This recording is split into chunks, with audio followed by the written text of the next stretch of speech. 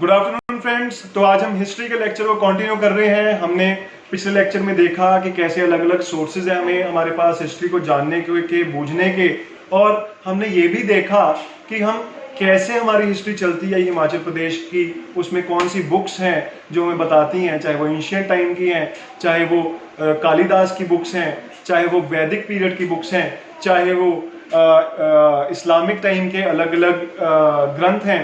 तो उन सब में हमने देखा कि कैसे हमारी हिमाचल प्रदेश की हिस्ट्री डेवलप होती गई और कैसे अलग अलग चीज़ें होती गई हमारी हिस्ट्री में। और पिछले लेक्चर में हमने ये भी देखा था कि कैसे महमूद ऑफ गजनी के टाइम पर इन्वेजन हुई और उसने कैसे नगरकोट को लूटा। और हमने ये भी देखा मोहम्मद गौरी ने कैसे राजपूतों पे जब अत्याचार किए तो राजपूतों को भागना पड़ा और वो सारे पहाड़ों की शरण में आ गए और उन्होंने छोटी छोटी प्रिंसिपैलिटीज बनाई यहाँ पर। और फिर हमने देखा तुगलक पीरियड में फिर मोहम्मद बिन तुगलक का अटैक हुआ, जिसने जब ज्वालामुखी के मंदिर को हाथ नहीं लगाया। सेक्युलरिज्म का एक बहुत अच्छा हमें एक नमूना दिया। लेकिन उसके बाद वहां के राजे ने, नगरकोट के राजे ने दिल्ली को ही लूट डाला 1360 में, और उससे फिरोज शाह तुगलक बहुत नाराज हुए और उन्होंने फिर वहां पर नगरकोट पर अटैक किया। तो आगे चलते हैं। और फिरोज शाह तुगलक ने ज्वालामुखी के मंदिर को नहीं बख्शा, ज्वालामुखी के मंदिर को नहीं बख्शा और वहां पर भी उन्होंने लूटपाट की। और वहां से उन्होंने 1300 अलग अलग किताबें उठा ली और ले गए उनको पर्शियन में ट्रांसलेट करने के लिए। 1300 किताबों को, इन किताबों को किस बंदे ने इतनी हिम्मत की कि 1300 किताबों को ट्रांसलेट किया? तो उस करेजियस फेलो का नाम, ब्रेव फेलो का नाम था इज़ाउद्दीन खालिद खानी।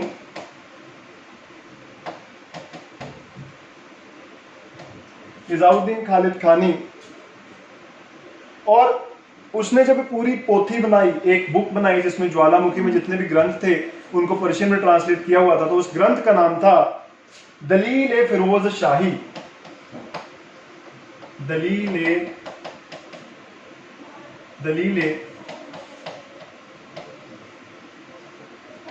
फिरोज शाही। अपने राजा को खुश करने के लिए इज़ाउद्दीन खालिद खानी साहब ने इसका नाम दलील फिरोज शाही रखा। फिर हम देखते हैं कि 1398 में, 1361 में ये सारा कुछ हुआ। उसके लगभग 50-40 साल बाद 1391 में एक और डेवलपमेंट हो रही है बच्चों। वो क्या डेवलपमेंट है देख लेते हैं। एक मंगोल थे, मंगोल यानी मंगोलिया के भाई साहब थे हमारे, जिनका नाम था वेरी वेरी फेमस तिमूर ए लंग। तिमूर लंगड़ा के नाम से भी जाने जाते, तिमूर ए लंग। तो इन्होंने दिल्ली पे आक्रमण कर दिया और दिल्ली को अटैक कर दिया। और उसके बाद तिमूर ए लंग आगे चले गए पहाड़ों की तरफ, शिवालिक वाले एरिया की तरफ, शिवालिक की पहाड़ियों में चले गए और उन्होंने कियारदा दून वैली, अब जिन्होंने पिछले लेक्चर अच्छे से सुने होंगे उनको याद होगा कि कियारदा दून वो दून है जो यमुना काटती है देहरादून से, और एक तरफ कियारदा दून हिमाचल में, एक तरफ देहरादून है हमारा उत्तराखंड में। यमुना दो हिस्सों में काटती है। और कियारदा दून को हमने, याद है आपको, कि पोंटा वैली भी कहते हैं। और कियारदा दून एक बहुत ही इंपॉर्टेंट लोकेशन है सिरमौर में, क्योंकि यमुना तो सिर्फ सिरमौर में ही होती है। तो वही कियारदा दून बच्चों, वहां पे तिमूर ए लंग ने शिवालिक एरिया में अटैक किया दिल्ली को लूटने के बाद। और उसके बाद तिमूर ए लंग की कहानी हमारे पास इतनी है। उसके बाद अकबर की बात करें तो अकबर पहले मुगल राजा थे।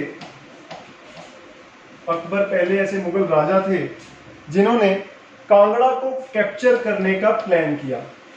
तो हम देखते आ रहे हैं एंटायर मेडिवल हिस्ट्री में कांगड़ा यानी कि नगरकोट वाला एरिया ही ज्यादा इंपॉर्टेंट रह रहा है। तो 1570 में उन्होंने डिसाइड किया कि हम कांगड़ा को लूटेंगे। और 3 महीने तक बच्चों, 3 महीने तक ये वाला कांगड़ा का किला अकबर के कंट्रोल में रहा, मुगल के कंट्रोल में रहा। उसके बाद जो ये टेरिटरीज थी, अकबर को लगा कि मैं इतना दूर रोज रोज कहाँ जा सकते हैं, ऑब्वियसली उस टाइम पे तो घोड़ों पे जाना पड़ता था। तो उन्होंने ये काम सौंप दिया कि इसकी देखरेख का काम अपने बहुत ही अजीज एक नवरत्न को दे दिया, जिनका नाम था राजा बीरबल। बाकी कौन नवरत्न है वो आप याद कर लेना, देख लेना, लेकिन अगर हिमाचल पॉइंट ऑफ व्यू से देखना है हमें तो बीरबल का नाम जरूर पता होना चाहिए। तो उनको कहा कि तुम देखो। और बाद में अकबर ने राजा बीरबल को कहा कि आपने बहुत देख लिया, अब हम किसी और को देते हैं। तो राजा जयचंद, जब बीरबल काफी देर घूम लिए, हिमाचल प्रदेश की ठंडी हवाएं ले ली, तो उनको कहा तुम वापस आ जाओ। और राजा जयचंद को कहा कि भाई साहब तुम जाओ और कांगड़ा के किले की देख रेख करो। और कहानी यहां खत्म नहीं हुई। अकबर के राज के दौरान राजा बिधिचंद जो थे, कांगड़ा के राजा जो थे, राजा बिधिचंद, उनको अपने बेटे को अकबर के पास होस्टेज के रूप में भेजना पड़ा कि आप मेरे बच्चों को रखो, मैं कोई गड़बड़ नहीं करूंगा, अगर कोई गड़बड़ की तो मेरे बच्चे तो आपके पास बैठा हुआ है, आप जो हशर करना चाहे कर सकते हो। और ऐसा ही कुछ हमें देखने को मिलता है एक और एपिसोड में। अगर हम इंडिया की बात करें, कहां पे, बिल्कुल ठीक, मैसूर में टीपू सुल्तान को भी थर्ड जब बैटल हो रही है मैसूर और ब्रिटिश के बीच में, अपने बच्चों को देना पड़ा था होस्टेज, है ना, अंग्रेजों को। तो वही उससे बहुत पहले यहां पर हो रहा है। उसके बाद जहांगीर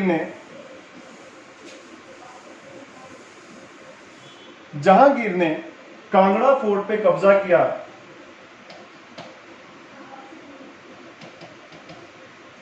कांगड़ा फोर्ट पे कब्जा किया 1620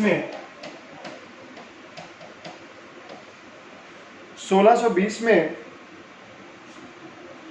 और ये 1783 तक, देखो बच्चों कितने सारे साल, लगभग 150 साल से ज्यादा ये मुगल्स के पास ही रहा।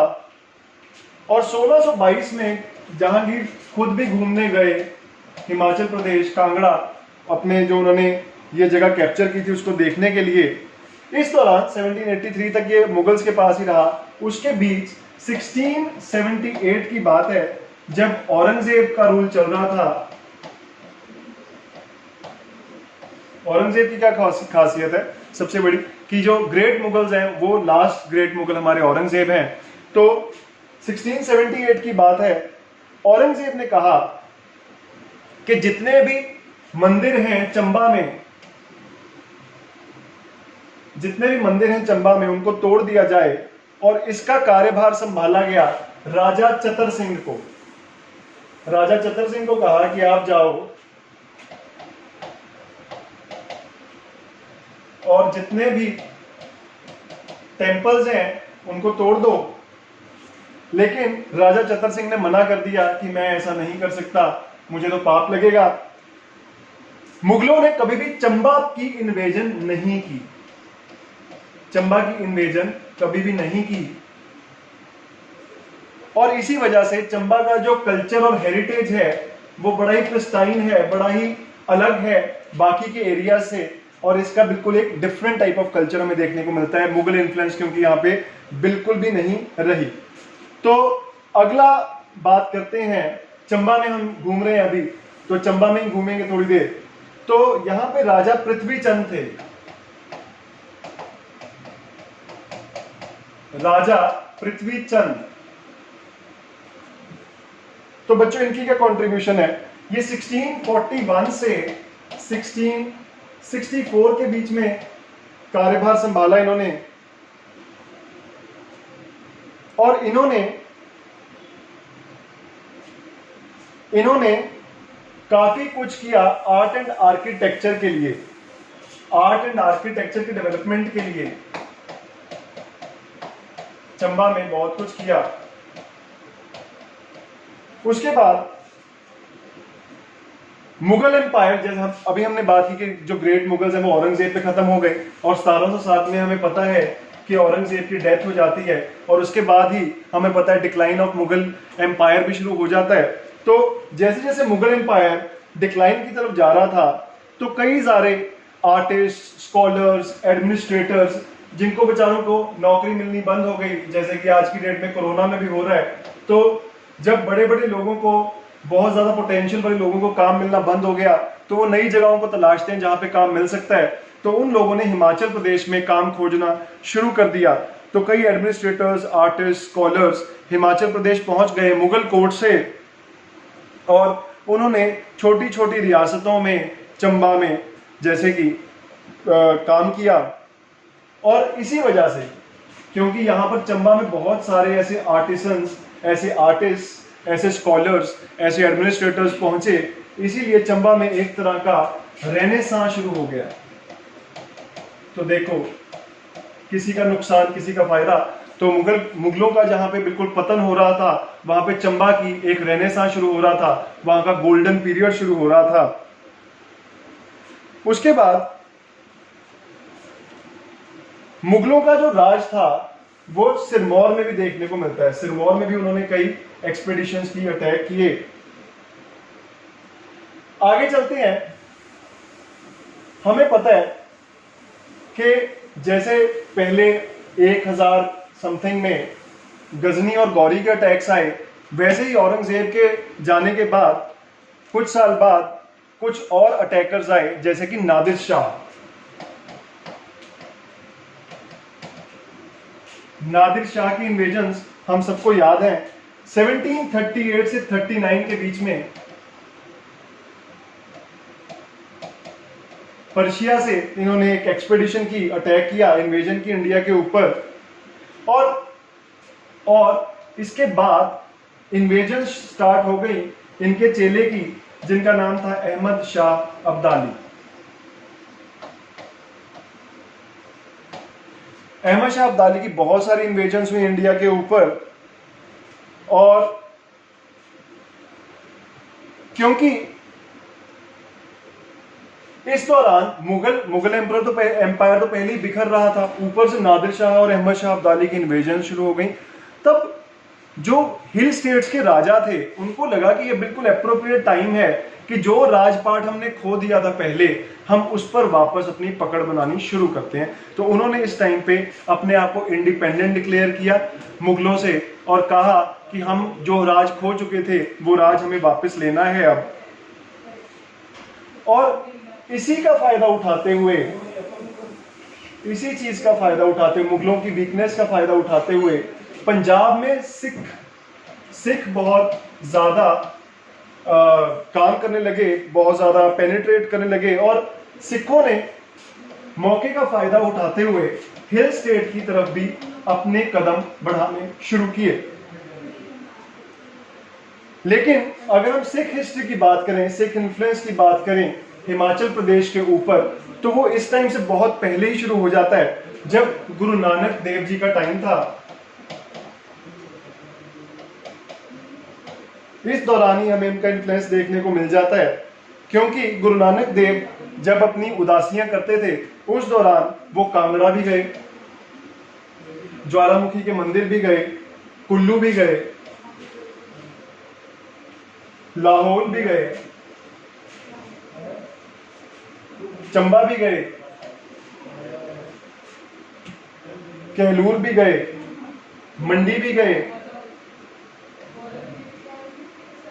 गए, और सुकेत भी गए। सुकेत हमें पता है, जब हम चीफ कमिश्नर प्रोविंस कर रहे हैं तब सुकेत का नाम आ रहा है हमारे पास। सिरमौर भी गए, गढ़वाल जो कि उत्तराखंड में, वहां भी गए, पिंजौर भी गए, जोहासर, तीरथ और बहुत सारी जगहों पर वो गए। इसके बाद पांचवें गुरु साहिबान गुरु अर्जन देव जी का भी प्रभाव रहा हिमाचल प्रदेश की हिस्ट्री के ऊपर, क्योंकि उन्होंने जब हरमंदर साहब की उसारी करनी थी, कंप्लीशन करनी थी, बिल्ड करना था, तो गुरु अर्जन देव ने कुछ फाइनेंशियल सपोर्ट की मांग की मंडी के राजा से, और ये सपोर्ट उनको दे दी गई। तो ये एक हिस्ट्री का पार्ट है। थर्डली, जो मंडी, कुल्लू, सुकेत, चंबा और हरिपुर यानी कि कई प्रिंसली स्टेट्स के जो राजे थे वो खुद फॉलोअर्स थे गुरु जी के। तो सिख गुरुज के फॉलोअर्स थे ये सारे राजा, कहीं ना कहीं उनको मानते थे। और बाद में जब गुरु हरगोबिंद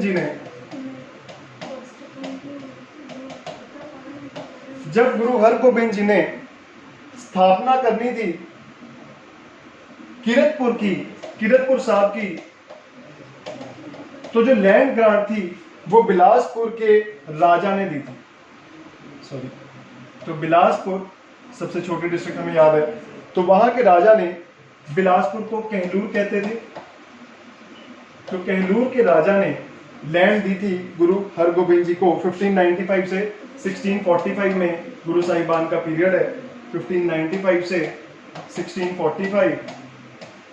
उसके बाद जब 9th गुरु श्री गुरु तेग बहादुर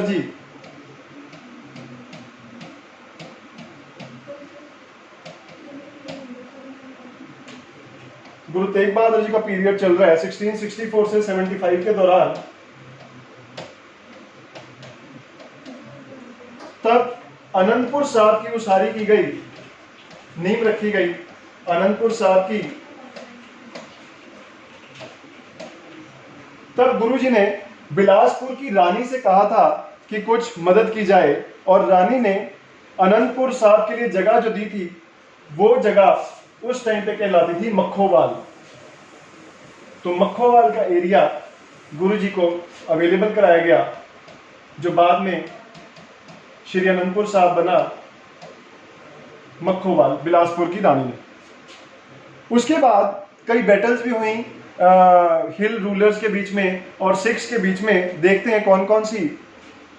सबसे पहले बैटल ऑफ पंगनी या भंगनी, बैटल ऑफ भंगनी।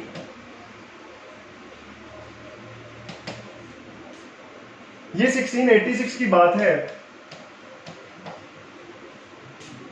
तो गुरु गोबिंद सिंह जी इसमें विक्टोरियस हुए।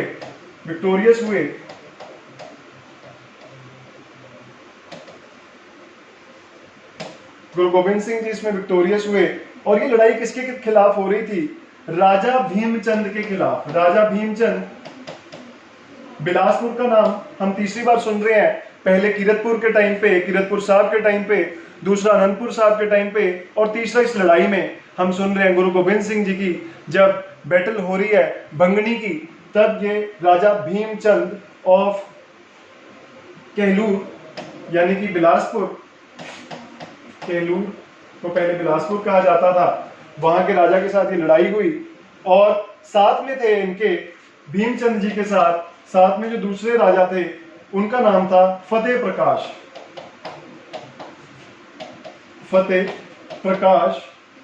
ये गढ़वाल के राजा थे। गढ़वाल उत्तराखंड में पड़ता है। गढ़वाल और कुमाऊं दो डिविजन्स हैं उत्तराखंड की। तो ये लोगों के साथ बैटल ऑफ भंगनी हुई, गुरुजी जीत गए। बाद में आगे चलते हैं। औरंगजेब के साथ गुरुजी का जो टाकरा था उससे हम सब वाकिफ हैं। औरंगजेब के साथ गुरुजी का काफी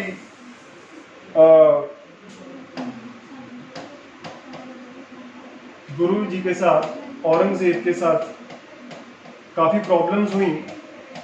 तो गुरुजी ने एक कॉन्फेडरेशन बनाई, कॉन्फेडरेशन हिल स्टेट्स के साथ, कि हम मिलके औरंगजेब का मुकाबला करेंगे।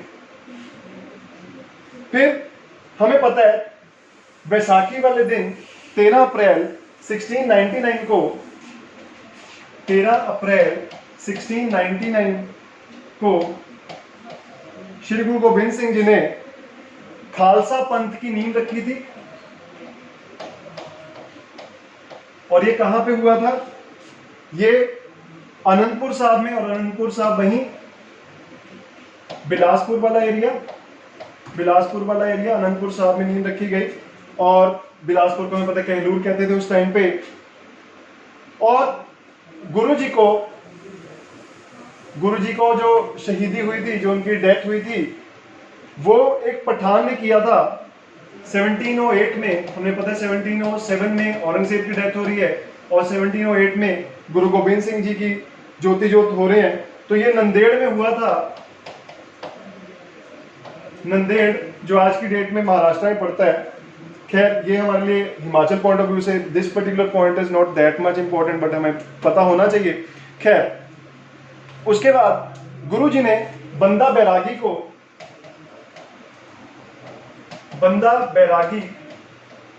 कहा था कि इससे पहले उन्होंने कहा था, जिनका नाम माधोदास था, माधोदास को कहा कि आप नॉर्थ में जाओ और खालसा की रक्षा करो और खालसा के जो एनिमी हैं उनको खत्म करो। इसके एडवाइस को देखते हुए वो नाहन पहुंचे। बंदा बैरागी नाहन पहुंचे, सिरमौर में नाहन है, और उन्होंने वहां के सिखों को ऑर्गेनाइज किया, सिखों को लड़ाई के लिए तैयार किया बंदा बैरागी ने। 1715 की बात है, 1715 की बात है। मुगल एम्परर थे फारूक सियार।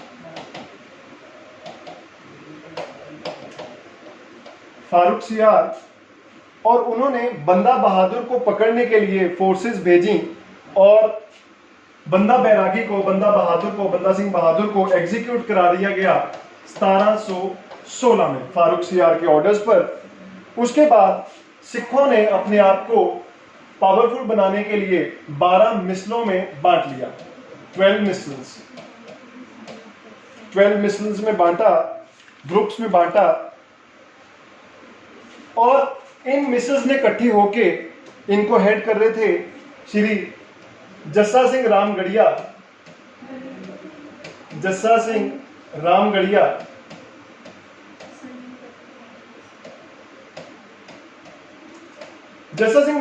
ने अटैक किया हिल स्टेट्स पर 1770 में। 1775 में जय सिंह जो कि कन्हैया मिसल के थे, तो जस्सा सिंह रामगढ़िया मिसल के, जय सिंह जो थे कन्हैया मिसल के, उन्होंने इनको हरा दिया। कन्हैया मिसल के उन्होंने हरा दिया इनको, और उन्होंने कहा, कन्हैया जी ने कहा, जय सिंह कन्हैया जी ने कहा कि अब जो कांगड़ा का कंट्रोल है वो मेरे पास है। कांगड़ा का कंट्रोल अब तुम्हारे पास नहीं है जस्सा सिंह जी, अब वो कंट्रोल मेरे पास है। 1786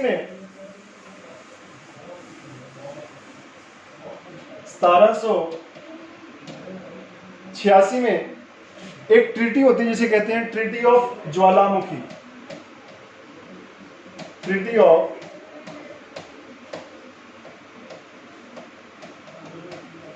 ज्वालामुखी, और जिसके फलस्वरूप कांगड़ा फोर्ट को वापस दे दिया जाता है संसार चंद को। कांगड़ा का फोर्ट संसार चंद को वापस दे दिया जाता है। तो देखा कितनी देर तक मुगलों के अंडर रहने के बाद फाइनली ये राजपूत किंग के पास आ रहा है, संसार चंद के पास आ रहा है ये फोर्ट। तो पहले मुगलों का रहा रूल इतनी देर तक, उसके बाद सिखों के साथ कुछ ट्रीटी हुई जिसको कहते हैं ट्रीटी ऑफ ज्वालामुखी, जिसके चलते ये फोर्ट संसार चंद के पास आ गया। तो हिल चीफ्स ने, हिल के जो छोटे छोटे राजे थे, उन्होंने इनविटेशन दिया गोरखास को। गोरखास, नेपाल वाले गोरखास, उनका जो कमांडर था जिनका नाम था अमर सिंह थापा, वेरी इंपॉर्टेंट, अमर सिंह थापा को इनविटेशन भेजा कि आप यहां पर आओ और संसार चंद को मजा चखाओ, क्योंकि संसार चंद को वापस कांगड़ा फोर्ट मिल चुका था और वो बहुत पावरफुल हो गया था। तो आप, यानी कि वही आपस में लड़ी जा रहे हैं अभी भी। तो राजपूत राजाओं ने संसार चंद के खिलाफ एक स्कीम लड़ाई और गोरखा चीफ अमर सिंह थापा को बुलाया कि आप इनको देखो, कुछ मजा चखाओ। संसार चंद के साथ लड़ाई हुई और संसार चंद को हरा दिया गया। फिर संसार चंद ने अल्टीमेटली अपना राज वापस पाने के लिए महाराजा रंजीत सिंह की मदद ली। महाराजा रंजीत सिंह की मदद ली और ये हेल्प उनको प्रोवाइड कर दी गई। राजा संसार चंद की डेथ 1823 में हो रही है और उनके बेटे अनिरुद्ध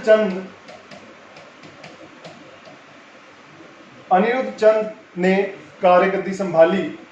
1815 में, इससे पहले गोरखा और ब्रिटिश के बीच में लड़ाई हुई। 1815 में गोरखास की और ब्रिटिश की बैटल हुई,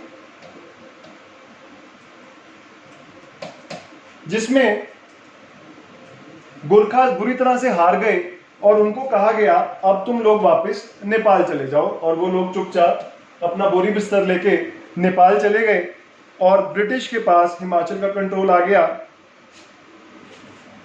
तो जो अब हमें पता है कि ब्रिटिश ने सारी प्रिंसली स्टेट्स को एक साथ तो उन पे काबू नहीं किया था। उन्होंने कहा था तुम अब प्रिंस हो, अब तुम राजा नहीं रहे, अब तुम राजकुमार हो गए हो और तुम्हारी अब स्टेट्स को कोई राज्य नहीं कहा जाएगा, आपको प्रिंसली स्टेट्स कहा जाएगा। तो उसके बाद भी हिमाचल में राजा लोग तो रह ही रहे हैं, लेकिन अब वो छोटे छोटे अपनी रियासतों तक सीमित हैं, कोई लड़ाई झगड़ा नहीं, आराम से ब्रिटिश जैसे उनको कहते हैं वैसे ही करते थे। तो ब्रिटिश के पास कंट्रोल आ गया 1815 में, जो गोरखा को मार भगाया, इन्होंने कहा नेपाल जाओ। और जो ऑफिसर इस एक्सपीडिशन को लीड कर रहे थे गोरखास के खिलाफ, उनका नाम था डेविड ऑक्टर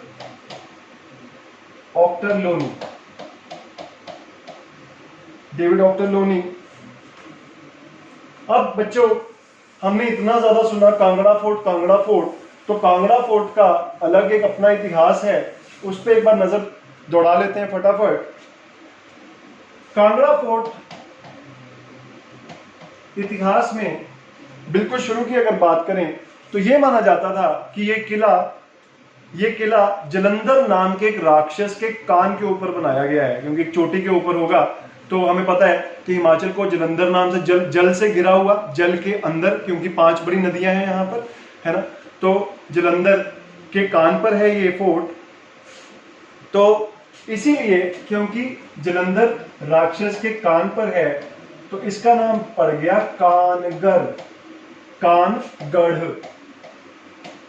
कान के ऊपर जो किला है, कानगढ़। उसके बाद लेटर में इसका नाम बदलकर कांगड़ा हो गया। किसने बनाया था? सुशर्मा नाम के एक राजपूत किंग, सुशर्मा चंद नाम के एक राजे ने इसकी नींव रखी थी। और यह कहा जाता है कि सुशर्मा ने कौरवों का साथ दिया था महाभारत के युद्ध में। उसके बाद हमने ये तो देख ही लिया कि महमूद गजनी ने इस किले पर हमला किया था और फिर मोहम्मद बिन तुगलक ने 1337 पर इस पर अटैक किया था। फिर फिरोज तुगलक ने 1366 में अटैक किया था। फिर तिमूर का जब अटैक था बच्चों, हमने किया, तिमूर लंगड़े ने भी अटैक किया था। तो तिमूर लंगड़ा 1398 में जो अटैक हुआ था, तो क्वेश्चन ये पूछ सकते हैं कि जब तिमूर लंगड़े का अटैक हो रहा है 1398 में, उस टाइम यहाँ किले का राजा कौन था? तो सिंघाड़ा चंद रूलर थे इस टाइम पर। फिर गुलेर एक इंपॉर्टेंट जगह है। गुलेर, अगर हम कांगड़ा पेंटिंग्स की बात करें तो गुलेर का नाम खास तौर पे आता है। तो गुलेर की अगर हम बात करें तो यहाँ पर 1405 में एक राजा थे जिनका नाम था राजा हरिचंद।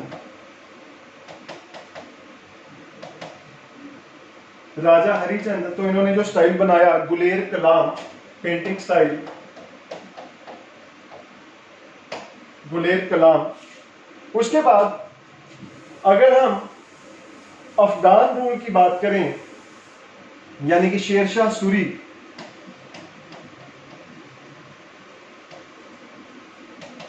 शेरशाह सूरी, जो कि सेकंड अफगान रूल था। फर्स्ट कौन था आप बताओगे मुझे? Second Afghan rule. तो इन्होंने कांगड़ा पे अटैक किया 1540 में, 1540 में, और अकबर के ने जो अटैक किया उसके बारे में तो हम चर्चा कर ही चुके हैं। फिर जहांगीर ने जो एक्सपेडिशन की कांगड़ा पे, उसके बारे में भी हम अब भली भांति परिचित हैं।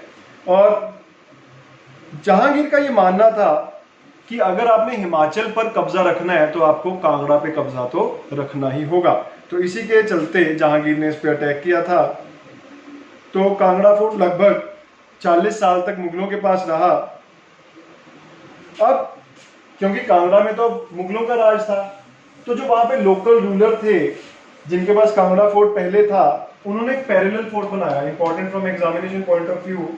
तो पैरेलल फोर्ट बना लिया कांगड़ा फोर्ट के सामने, जिसका नाम था सुजानपुर टिरा। अगर आपको याद हो तो एक लेक्चर में हमने सुजानपुर टिरा की बात की थी, जहां हमने कहा था कि 3 सेंटर्स हैं कांगड़ा पेंटिंग्स के, उनमें से एक सुजानपुर टिरा है। और हमने क्या किया था? हमने किया था कि ये ब्यास नदी के किनारे है। उसके बाद बच्चों संसार चंद की बात हमने की थी। संसार चंद ये सेकंड थे, संसार चंद द्वितीय थे, तो यही इंपॉर्टेंट है हमारे लिए। तो संसार चंद, राजा संसार चंद, इन्होंने कुछ टेरिटरीज अपनी सिखों को दे दी थी क्योंकि हार गए थे युद्ध में। फिर हमने ये तो देख ही लिया कि बाकी के राजा नाराज हो गए जब संसार चंद को वापस किला मिल गया था, और उन्होंने अमर सिंह थापा को बुलाया था कि आप आओ, मजा चखाओ वाली कहानी हम कर चुके हैं। 1905 में एक अर्थक्वेक आता है और इस किले को बहुत नुकसान होता है, कांगड़ा फोर्ट को। और last but very important again कि इस किले के जो दरवाजे हैं, के गेट्स हैं, बड़े बड़े गेट्स, उनके नाम कॉन्कोरर्स के नाम पर हैं, जिन्होंने इन पर अटैक किया। और पास में ही कई सारे श्राइन्स भी हैं, मंदिर भी हैं, जैसे कि शीतला माता का मंदिर, लक्ष्मी नारायण मंदिर,